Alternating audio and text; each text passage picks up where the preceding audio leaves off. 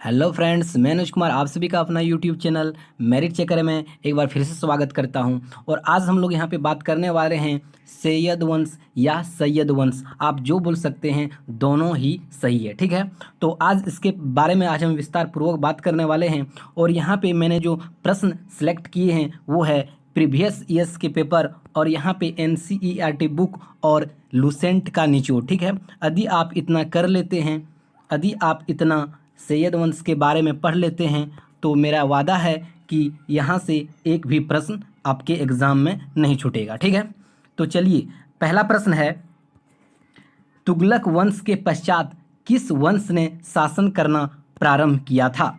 तो तुगलक वंश के समाप्त होने के बाद आया कौन सा? सैयद वंश। ठीक है, और सैयद वंश की अगर हम बात करें तो 1400, ठीक है, 1414 से लेकर 51 तक जो होते हैं इनका शासनकाल रहा। ठीक है, सैयद वंश। ठीक, और यहाँ पे एक क्वेश्चन आप देख लीजिएगा कि यहाँ पे सबसे पहला कौन आया? तो गुलाम वंश आया, उसके बाद खिलजी वंश, उसके बाद तुगलक वंश, उसके बाद सैयद वंश और लास्ट में जो होते हैं लोदी वंश आया। इसलिए मैंने जो है 5 ऑप्शन आपको दिए ताकि आपका रिवीजन हो सके। ठीक है, और यहाँ से प्रश्न एग्जाम में आते ही आते हैं, कभी सीरियल वाइज दे देता है, कभी क्रम वाइज आपको दे दिया और पूछ लेता है कि इनमें कौन से सही है या नहीं है। तो आपको यहाँ चीज़ें ध्यान रखनी है। ठीक है, नेक्स्ट प्रश्न की अगर बात करें तो सैयद वंश का संस्थापक कौन था? तो सैयद वंश की अगर संस्थापक की बात करें तो कौन था दोस्त? खिलजी खां। ठीक है, खिलजी खां सैयद वंश का संस्थापक था। और सैयद वंश की शुरुआत की अगर बात करें तो कब से हुआ? 1414, ठीक है, से स्टार्ट हो गया सैयद वंश का संस्थापक। ठीक है, और इन्हीं के द्वारा किया गया। और यहाँ से अगर हम एक प्रश्न और देखते हैं कि खिलजी खां का जो पुत्र है, क्या खिलजी खां का पुत्र कौन था? तो ये मुबारक शाह था। ठीक है, मुबारक शाह था। और मुबारक शाह ने क्या किया? खां के स्थान पर जो होते हैं शाह की पदवी लिया। किसका पदवी लिया? खां के स्थान पर शाह की पदवी लिया। और उसके बाद इनका नाम पड़ गया क्या? मुबारक शाह। क्या पड़ गया दोस्त? मुबारक शाह पड़ गया। ठीक है, नेक्स्ट प्रश्न की अगर हम बात करें तो खिलजी खां किसका सेनापति था? ठीक है, तो खिलजी खां जो था, जब मंगोल आक्रमण हुआ तो उसी समय उनका जो सेनापति थी, ठीक है, किनका सेनापति? खिलजी खां किसका सेनापति था? तो तैमूर लंग का। ठीक है, खिलजी खां जो है तैमूर लंग का सेनापति था। और उन्हीं ने इनको क्या किया था? एक तरह से क्या बनाया? दिल्ली सल्तनत का रैयत ए आला बनाया। ठीक है, क्या होता है रैयत ए आला? नेक्स्ट जब प्रश्न करेंगे तो वहाँ पे हम इसका भी जिक्र करेंगे। ठीक है, तो यहाँ पे देखिए नेक्स्ट प्रश्न कहता है क्या? खिलजी खां ने सुल्तान की उपाधि ना धारण कर कौन सा उपाधि धारण किया?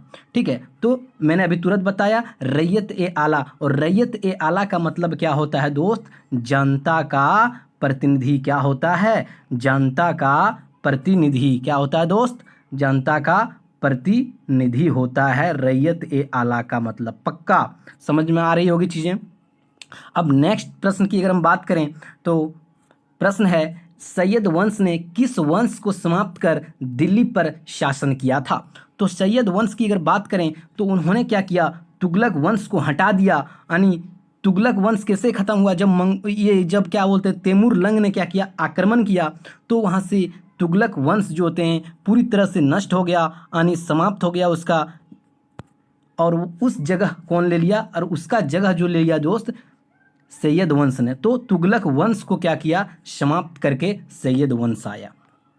नेक्स्ट प्रश्न की अगर हम बात करें तो खिलजी खां की मृत्यु किस वर्ष हुई थी? ठीक है, तो खिलजी खां की जो मृत्यु हुई थी वो हुई थी 1421 को। ठीक है, 1421 को खिलजी खां की मृत्यु हो गई। और उनकी मृत्यु होने के तत्पश्चात जो थे उनका पुत्र जो था कौन था? मुबारक शाह। ठीक है, उनका पुत्र मुबारक शाह जो होते हैं उनकी गद्दी पे बैठा। ठीक है, नेक्स्ट प्रश्न की अगर बात करें तो अहिया बिन अहमद सरहिंद की किस प्रसिद्ध ग्रंथ में, ठीक है, सैयद वंश के विषय में जानकारी मिलती है?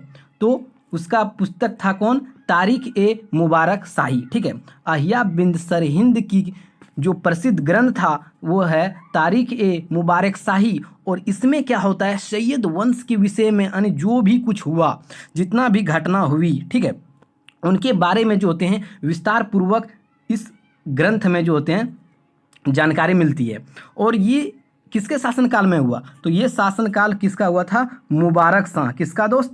मुबारक शाह के शासनकाल में ये सब हुआ, ठीक है। यानी मुबारक शाह के शासनकाल में अहिया बिन सरहिंद ने क्या किया? तारिक ए मुबारक शाही की रचना की और उसमें सैयद वंश के बारे में हमें विशेष प्रकार की जानकारियाँ मिलती है, ठीक है। नेक्स्ट प्रश्न की अगर हम बात करें तो खिलजी खां के बाद सैयद वंश का शासन कौन बना?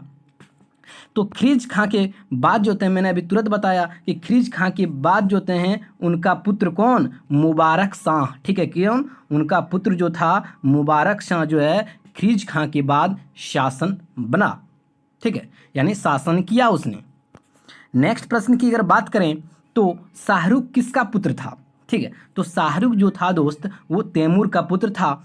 और जो जब खिलजी खां, ठीक है, क्या जब खिलजी खां शासन करते थे तो किनके नाम पर करते थे? वो तैमूर का जो पुत्र था, यानी तैमूर का जो पुत्र शाहरुख, ठीक है, तैमूर का पुत्र कौन? शाहरुख, ठीक है, इन्हीं के नाम पर क्या करता था? शासन करता था।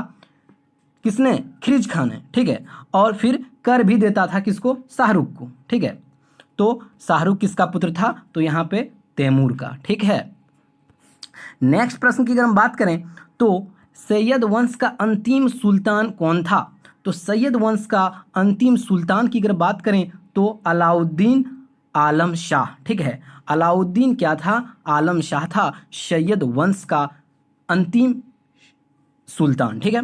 और यहाँ से एक प्रश्न बनता है क्या? मुबारक शाह, ठीक है, जो किनका पुत्र था? खिलजी खां का, ठीक है।